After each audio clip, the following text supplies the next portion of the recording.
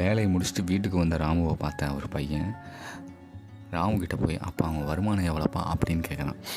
அதுக்கு ராமு வந்து அதை இதெண்டா புதுசாக கேள்வி உங்கள் அம்மா கேட்க சொன்னாலா போட வாங்கிட்டு அப்படின்னு சொல்லி விரட்டி அனுப்பிச்சி விட்றாரு.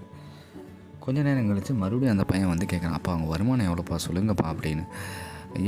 என்னடா இப்படி தொந்தரவு பண்ணிட்டுக்கிற, ஒரு மணி நேரத்துக்கு 400 சம்பாதிக்கிறேன் போதுமா அப்படிங்கிறாரு. உடனே அந்த பையன் வந்து அப்பா அதில் 200 மட்டும் எனக்கு தாங்க அப்படின்னு கேட்குறான்.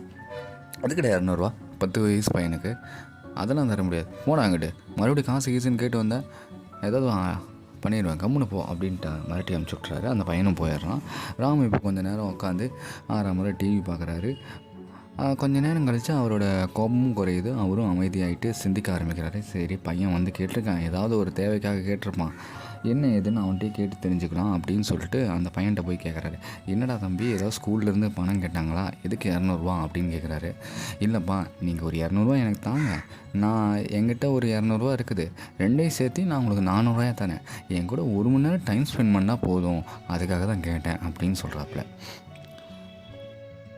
நம்ம என்ன தான் காசை சேர்த்து வச்சாலுமே கூடவே கொஞ்சம் நேரத்தையும் சேர்த்து வைக்கணும் நம்ம குடும்பத்தோட டைம் ஸ்பெண்ட் பண்ண.